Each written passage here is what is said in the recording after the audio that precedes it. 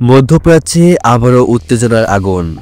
Iran এমন এক নতুন ব্যালিস্টিক মিসাইল প্রোগ্রাম এগিয়ে নিচ্ছে বলে গোয়েন্দা সূত্রের দাবি, যা ইসরায়েলের নিরাপত্তা নিয়ে বড় প্রশ্ন তুলে দিয়েছে। আন্তর্জাতিক মহলে ছড়িয়ে পড়েছে একটাই আতঙ্ক, ইরান কি এমন অস্ত্র তৈরি করছে যা ইসরায়েলের প্রতিরক্ষা ভেদ করতে পারে। ইরানের সামরিক শিল্প সম্প্রতি কয়েকটি দীর্ঘ পাল্লার মিসাইলের পরীক্ষামূলক উন্নয়ন পর্যায়ে প্রবেশ করেছে বলে ধারণা করা হচ্ছে।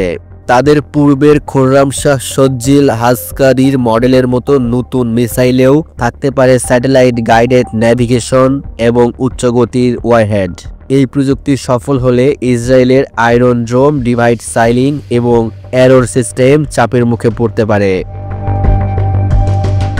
ইসরায়েলি বিশ্লেষক আমির পেলেক বলেন, ইরান এমন অস্ত্র তৈরি করছে যা শুধু দ্রুত নয়, নির্ভুলতা এবং গতি দুই দিক থেকেই সমস্যার সৃষ্টি করতে পারে।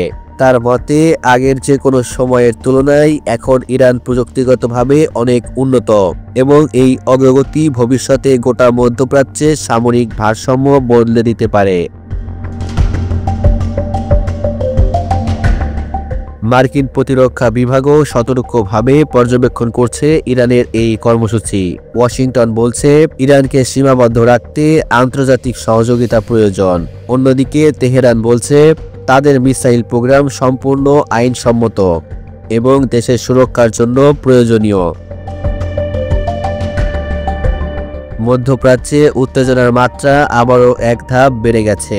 ইরান তাদের সামরিক ক্ষমতা বাড়াচ্ছে, ইসরায়েল সেটাকে সরাসরি অস্তিত্বের হুমকি হিসাবে দেখছে। বিশ্বের সামনে বড় প্রশ্ন, এই মিসাইল প্রতিযোগিতা কি শেষ পর্যন্ত আরেকটি বড় সংঘাত ডেকে আনবে?